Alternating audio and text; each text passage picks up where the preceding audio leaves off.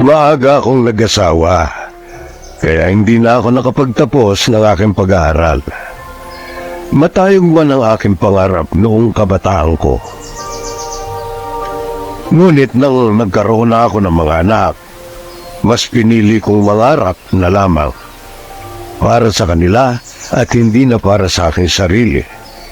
Total wala na rin akong kakayahang abutin ang pangarap na yon. O ate, ano ba yan? Mauna na ako sa isa pila. Bahala ka, buhay mo naman yan eh. Kung kami sana masusunod, mas mainam kung ang ate mo muna makapag-asawa bago ikaw, Eme. Kaya lang, wala naman tayong magagawa kasi wala namang kasintahan ng ate mo. At wala ring manliligaw. Uy, grabe naman kayo sa akin. Kasi naman ate, sabi ko sa'yo, lumabas-labas ka rin paminsan-minsan. Paano ka namang makakapag-asawa kung bahay at opisina lang yung pinupuntahan mo? Sa opisina nyo, palay naman may asawa yung mga lalaki doon. Huwag mo na nga akong pinakikialaman. Wala naman akong problema kung mauna ka sa akin na mag-asawa. Concerned lang kami sa iyo kasi lahat na nga ng mga kapatid mo may asawa na at tumatanda na kami ng tatay niyo. Ayaw namin na dumating ang araw na mawawala na kami sa mundo tapos may maiiwan sa inyo na mag-isa. Kasi naman ate, ikaw naman puro katrabaho. May pinag-iipunan ako, kaya subsob ako sa trabaho. Ano naman ang pinag-iipunan mo, Aber?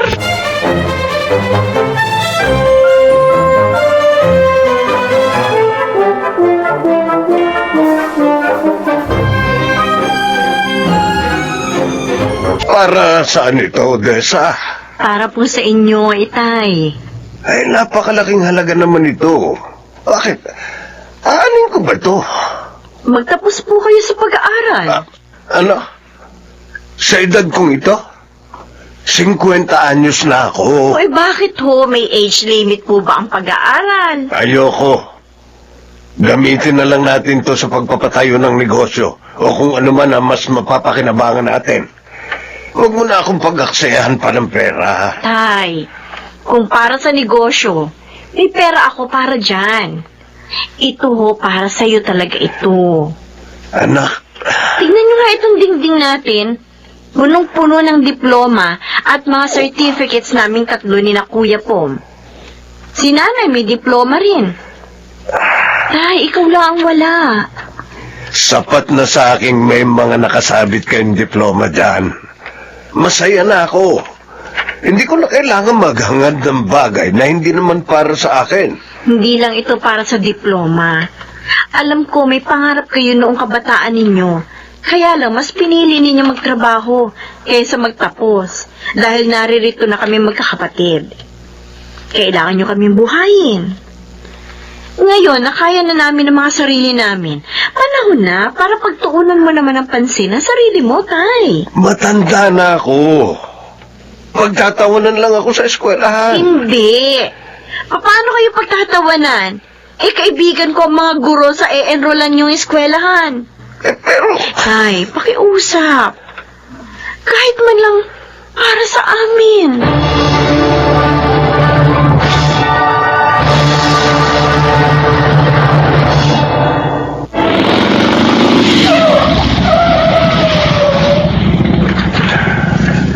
eto ang bayad, Pedring. Salamat. Uy! Totoo pala ang balita. Estong? Uy, estudyante ka na pala talaga ngayon, ah. Oy, kung kakantsawan mo lang ako, umalis ka na, ha? Uy, ba't naman kita kakantsawan? Naiingit nga ako sa'yo, eh. Ano? Naiingit ako sa'yo. Oh, ngayon. Uy, mabuti pa ang mga anak mo. Naalala kang papagtapusin ang pag-aaral. Nako, yung mga anak ko, hanggang ngayon may mga pamilya na. Sa akin pa rin umaasa. Kaya mapalad ka, Fidel. Ipagpasalamat mong may mga ganyan kang anak, ha? O ano? Kumusta ang buhay, estudyante? Kwento mo naman ako. Sige na. Pumasok na muna tayo sa bahay. Baka may merienda doon. Samahan mo na ako magmerienda. Sige. Gusto ko yan.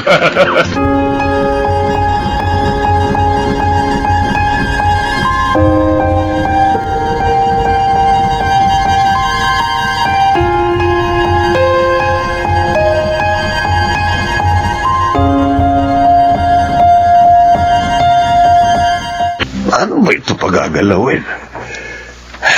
Nako, ito na nga ba ang sinasabi ko kay Odessa, kaya ayoko na mag-aral eh. Lahat teknolohiya na ang ginagamit. Hindi ko na maalam kung paano gagamitin ang mga ito. Ay, Oh, Mom, napadaan ka. may kinuha lang ako kay nanay. Ano yung ginagawa niyo sa computer? Mabuti ka't napadaan ka. Halika. Bakit to? Tulungan mo ako rito. Anong gagawin niyo? Hirap na ako rito. Paano ko ba ito pagagalawin? Ganito. Hawakan niyo itong mouse. Oh, Ka, oo. Ayan, oh. Di ba may tinuturo yan? Oh. ang hirap na pala maging estudyante ngayon eh. Ay, mas mahirap magpalaki ng mga anak at magtaguyod ng pamilya. Pero nakaya nyo. Kaya imposibleng hindi nyo to kayanin. Tiwala kami sa kakayahan nyo.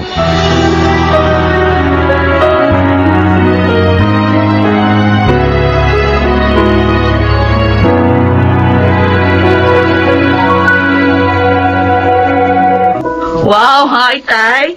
Nakakaisang school year ka na. Nakakaisang school year na puno ng reklamo.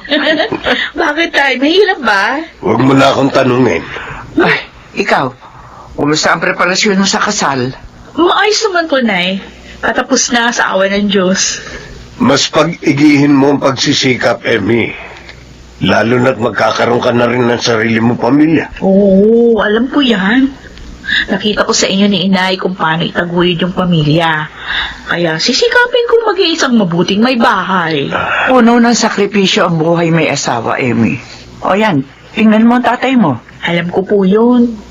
Pero wala nang masasaya pa sa pakiramdam ng isang ama na makitang napalaki niya na maayos ang kanyang mga anak. Yun ang pinakamagandang parangal na natatanggap ng isang magulang.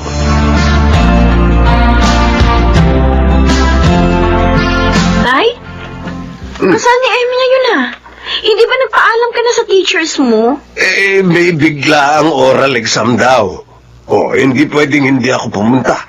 Ibabagsak ako ng profesor at baka mag-retake ako nitong subject. Gusto ko nga makagraduate ka agad, di ba? Anong oras po bang pasok nyo? 3:00. O 2:00 ang kasal ni Emmy. Oh, Mabuti pa, magbihis na kayo. ano? Pagkatapos niyong ihatid sa altar si Emmy, ihahatid ko kayo sa eskwelahan. Baka hindi tayo Kaya makahabol. yan, Tay. Hindi pwedeng hindi niyo ihatid sa altar si Emmy. Tiyak na magtatampo yun. Magtiwala kayo sa akin. Ako ang bahala.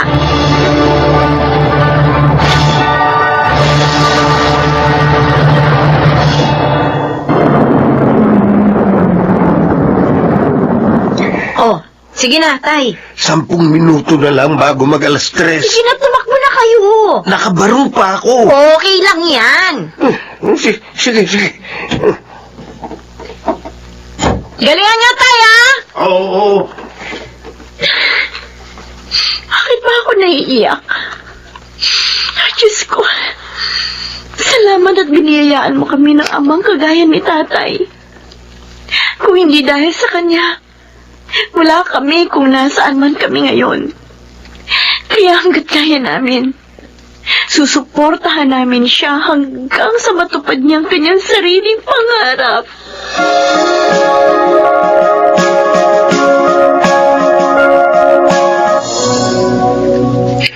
Parang kailan lang. Inaayawan mo pa si Odessa sa alok niyang papag-aralin ka. O ngayon, gagraduate ka na, Fidel. Parang hindi pa rin ako makapaniwala hanggang ngayon. Pagkatapos nito, matutupad na pangarap mong mag-iisang degree holder. Napakasimple lang naman talaga ng pangarap ko. Pero isinakripisyo mo para sa mga anak natin. Pinagtapos mo kung mag-aral nang maipanganak ko ang panganay natin si Pom. Pero ikaw mas pinili mo maghanap buhay para sa pamilya. Dati, naiinggit ako sa mga kaklase ko noon. Dahil halos lahat sila may narating na sa buhay. Samantalang ako, kung saan-saan nagtatrabaho para lang mabuhay kayo. Pero nang nakikita ko ang mga bata, at ang mga nakukuha nilang award sa eskwelahan. Nagiging proud ako sa sarili ko. Masayang masaya ako na may mga anak akong may pagmamalaki. At hindi na sayang ang lahat ng mga sakripisyo natin.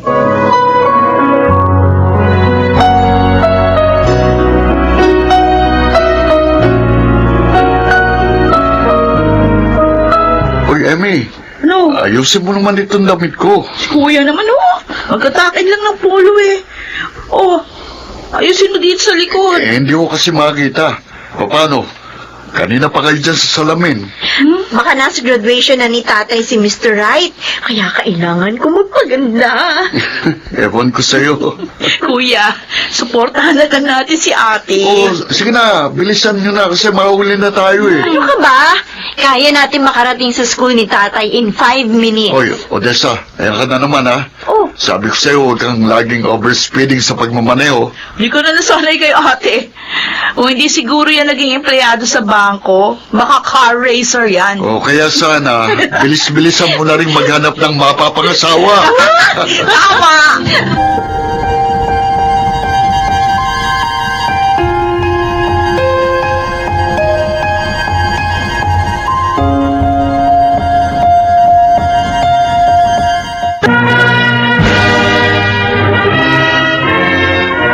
Oh, ayan na! Ayan na!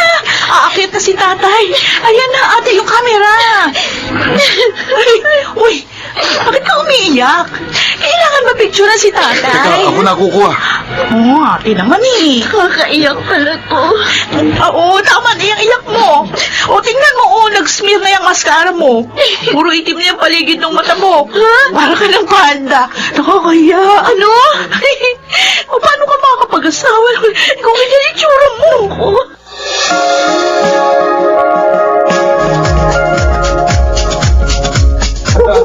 Mga anak, graduate na tatay nyo. Congrats, Tay! Congrats!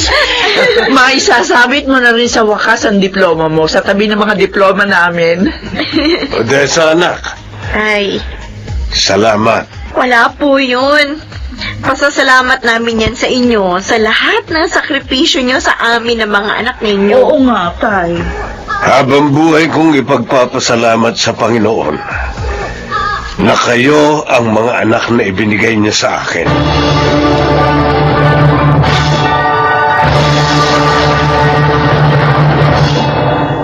Para sa iba, isa lamang papel ang diploma.